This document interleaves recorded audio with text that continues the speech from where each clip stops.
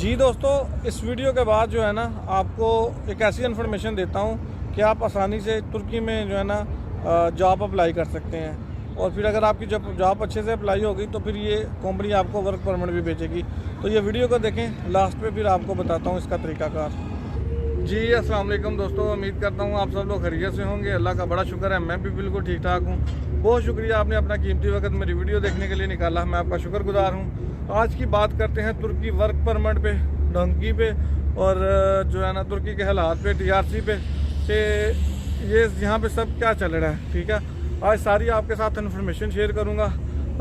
Step by step चलते हैं। तो सबसे पहले बात करते हैं वर्क परमिट की।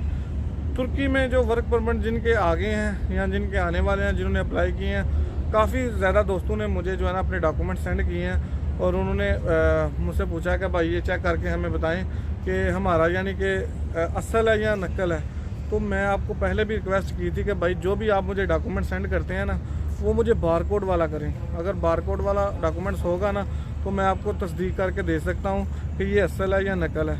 अब एक लेटर हेड है, कवर लेटर है, वो मुझे आप सेंड करते हैं, उस पर लिखा हुआ है तुर्किश में, तो वो आप भी बना सकते हैं, 2 नंबर मैं भी बना सकता हूँ। तो उससे समझ नहीं आती। बारकोड वाला जो होता है ना लेटर या जो भी आपके पास है वो मुझे सेंड करें, मैं आपको 1 मिनट में उसकी तस्दीक दूंगा। मेरे पास सॉफ्टवेयर है, वो मैं चेक करूँगा कि वो जो है ना आपका असल है कि नकल है, और स्कैन करूँगा, ऐसे ही करूँगा तो पता चल जाएगा, PDF मेरे पास शो हो जाएगा। तो वो होता है असल डॉक्यूमेंट्स। तो बाकी जिनके वीज़े लग गए हैं, तुर्की आ रहे हैं और जिन्होंने अप्लाई किए हुए हैं, ये मेरी बात ध्यान से सुन लें।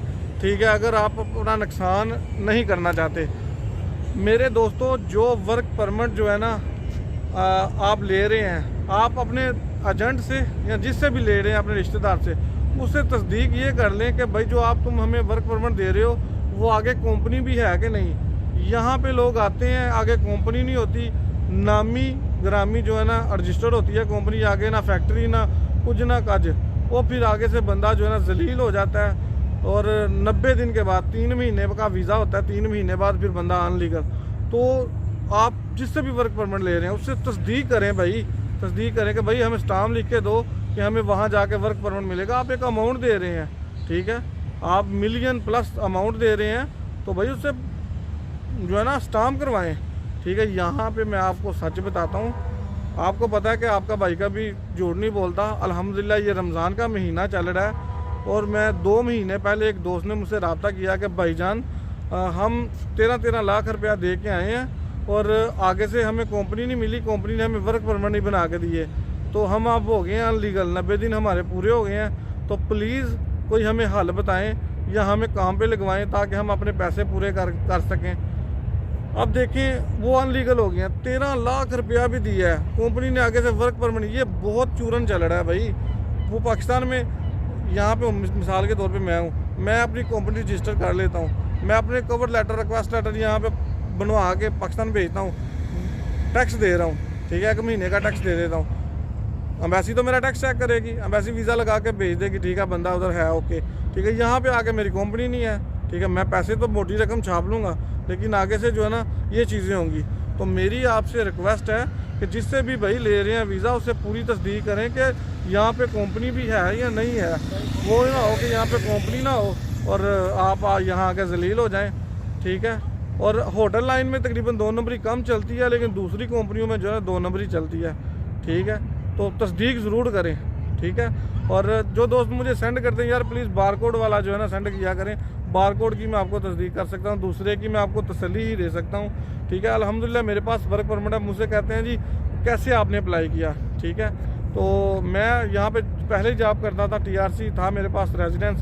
तो अल्हम्दुलिल्लाह फिर मैंने अपने कंपनी से रिक्वेस्ट किया, क्योंकि यहाँ का जो एमिग्रेशन अदारा है ना, यहाँ पे बहुत ज़्यादा फॉरनर है। तो वो जो एमिग्रेशन अदारा है ना, गुच्छी अदारा, वो सबको मैसेज भेज रहा है कि आप वर्क परमिट अप्लाई करें, अपनी कंपनी को बोलें कि आपका वर्क परमिट अप्लाई करें। तो मैंने भी फिर बोल दिया, तीसरा मैसेज आया तो मैंने कहा, तो कंपनी ने फिर जो है ना अल्हम्दुलिल्लाह मैंने वहाँ पर मेहनत की थी और मेरी मेहनत की देखते हुए उन्होंने मुझे वर्क परमिट दे दिया। और अब जो TRC वाले जितने भी हैं उनको वर्क परमिट की तरफ लेके आ रहे हैं। ठीक है, तो फॉरनर यहाँ पे बहुत ज़्यादा है। असल में मसला ये है कि जो ईरानी है ना, जॉर्जियन है, मराकश वाले हैं या दूसरे कंट्री वाले, उनको यहाँ पे 90 दिन की एंट्री है, यानी कि 90 दिन वो एक एंट्री पे यहाँ पे रह सकते हैं वीज़े के बगैर। तो इस वजह से फिर जो है ना वो 3 महीने यहाँ काम करते हैं, फिर अपने मुल्क चले जाते हैं या किसी और नज़दीकी मुल्क में जाके री एंट्री करके फिर आ जाते हैं, फिर 3 महीने काम करते हैं। तो यहाँ पे ये सिस्टम बना है, ठीक है।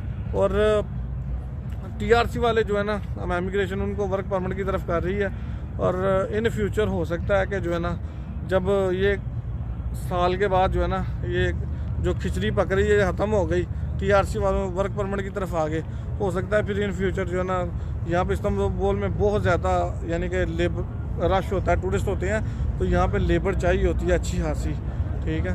और ये सीन है वर्क परमिट का।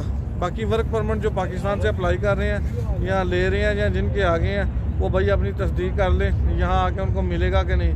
वही ना होगा यहाँ आके फिर जलील हो जाएं, फिर रोएं और रोया भी ना जाए, ठीक है। तो ये मेरी रिक्वेस्ट है कि पहले ही कंफर्म कर लें। और बाकी तुर्की के हालात के बारे में बताऊं, तुर्की के हालात जो है ना, सैलरी यहाँ पे जो है ना मैक्सिमम जो कम से कम सैलरी है, जो सरकारी सैलरी है वो तकरीबन 22,000 के अराउंड अबाउंड जो है ना ऐलान किया है गवर्नमेंट ने, लेकिन 22,000 से ज़्यादा ही लोग ले रहे हैं। जो नए आ रहे हैं उनकी तकरीबन 25-26,000 जो सैलरी है। मैंने एक परसों लड़का एक होटल में लगवाया डिशवाशर, तो उसकी जो सैलरी 26,000 सैलरी है, स्टूडेंट था, तो पार्ट टाइम उसको 8 घंटे जो है ना सुबह 7 बजे से लेकर 3 बजे तक उसकी ड्यूटी है, तो 26,000 सैलरी पे उसके लगवाया है, ठीक है। कुछ कंपनियां होती हैं जहाँ पे टिप वगैरह मिल जाती है 3-4 हज़ार, कुछ कंपनियां होती हैं वो टिप नहीं देती, ठीक है। ये सीन है।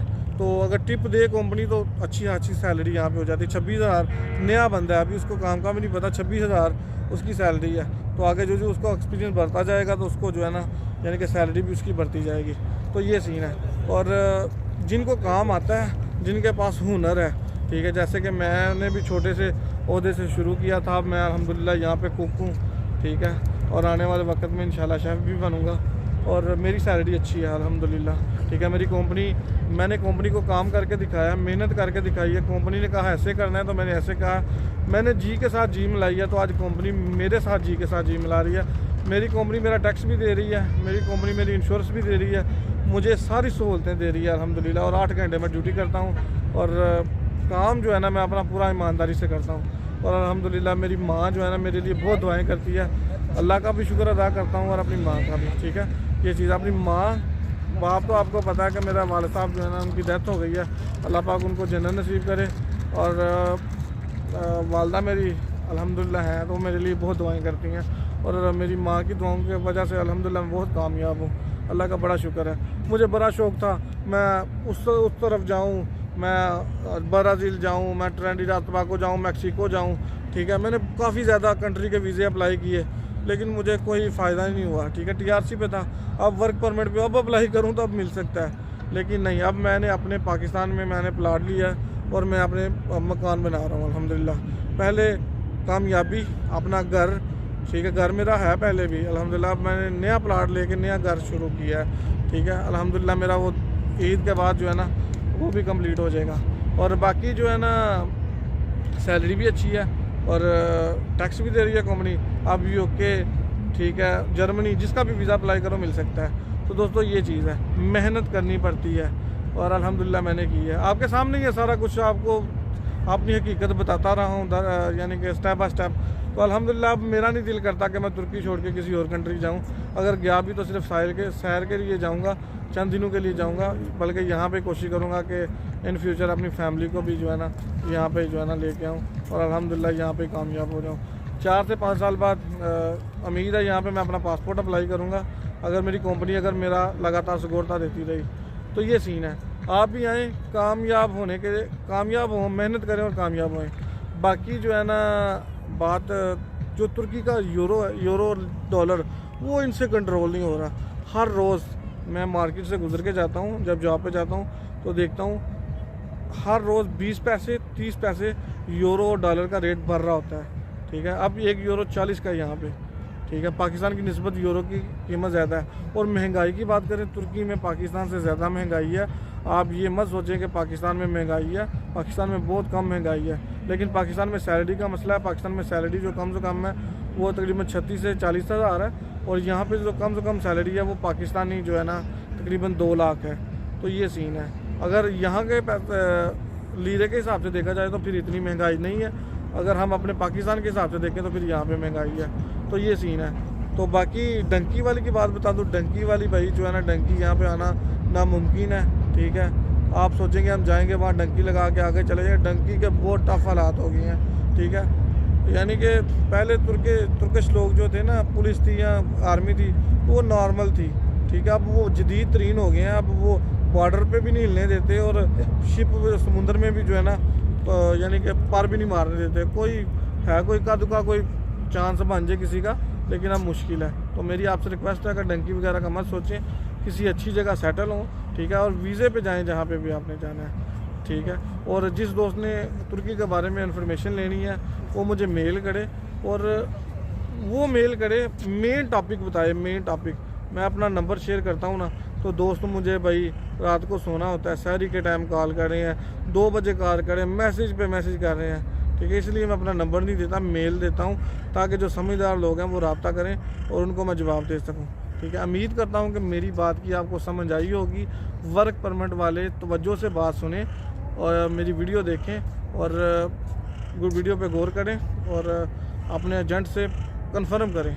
ठीक है, अगर मेरी वीडियो में आपको कोई अच्छी बात लगी है तो लाइक और सब्सक्राइब ज़रूर करें। आपकी मोहब्बत का शुक्रिया, और मुझे बताएं कि आज मेरी लुक कैसी लग रही है। अल्हम्दुलिल्लाह आज काफ़ी दिनों बाद मैं बाहर निकला हूँ सैर के लिए। ठीक है, आज मौसम थोड़ा बेहतर था। ठीक है, सब लोगों ने अपने वगैरह पहनी हुई हैं, लेकिन आज मैंने बाजू पहने हुए हैं। तो अल्हम्दुलिल्लाह मौसम बहुत प्यारा है। तो अफ्तारी का टाइम हो गया, मुझे इजाज़त दीजिए। इंशाल्लाह नेक्स्ट व्लॉग में मिलेंगे। जो भी आपका सवाल है कमेंट भी कर सकते हैं, मेल भी कर सकते हैं, इंशाल्लाह जवाब मिलेगा। अल्लाह आपके लिए भी आसानियाँ करे और मेरे लिए भी। ओके, अल्लाह हाफिज़।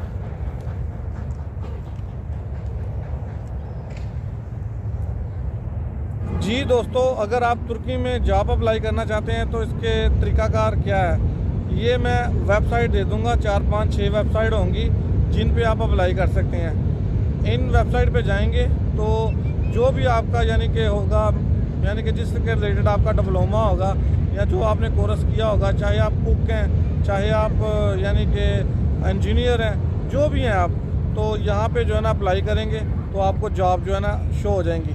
फिर यहाँ पे आप अपना फॉर्म फिल करके भेजेंगे, तो जब भी जो ही कोई जॉब आएगी आपको उसी टाइम नोटिफिकेशन आ जाएगा, और नोटिफिकेशन जब आएगा तो आप उसको पढ़ें और जो वो मांगेंगे आप उनको सेंड करें। अपनी CV अच्छी सी बना के सेंड करें, आपके पास जो भी डिप्लोमा वगैरह है वो साथ सेंड करें, और इंशाल्लाह अगर कंपनी को आपकी डिप्लोमे और आपका जो CV है वो पसंद आ गया तो कंपनी फिर आपको हायर कर लेगी। वो किसी तरीके से भी आपको जो है ना वर्क वीज़ा भेज के ना ऑफ़र लेटर वो आपको बुला लेगी, फिर वहाँ पे बुला के आपको साल का वर्क परमिट देगी। ठीक है, और काम आप करते रहे तो कंटिन्यू आपका वर्क परमिट चलता रहेगा। सबसे ये आसान तरीका है। तो ये जो वेबसाइट मैं नीचे दे रहा लिंक में भी दूंगा, ये वेबसाइट जो है ना आप ध्यान से जो है ना इन पे फॉर्म फिल करें और इंशाल्लाह आपको जॉब मिल जाएगी। इजाज़त दीजिए, अल्लाह हाफिज़।